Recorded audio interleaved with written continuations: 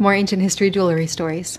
One of the first videos I did last month was about how the Hope Diamond was sent through the regular mail when Harry Winston sent it to the Smithsonian Museum. I asked if anyone wanted to hear about the supposed curse, and plenty of you did.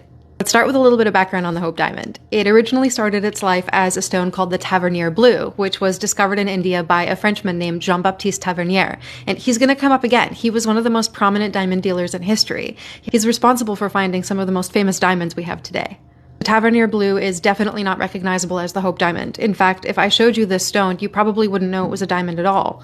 It's been recut 3 times that we know of, the most recent being after it was stolen in 1792, and then a large section of it reappeared in a completely different form in 1839 in the ledgers of the Hope banking family, which is where it got its name. It is generally accepted nowadays that the curse is nothing more than a marketing ploy. Like many supposedly cursed stones, it has a false story that claims that it was stolen from the head of a Hindu idol, this time the goddess Sita. Talk of a curse didn't really come about until the early 1900s. One of the most famous sources for the Hope Diamond curse is an article published by the New York Times in 1911.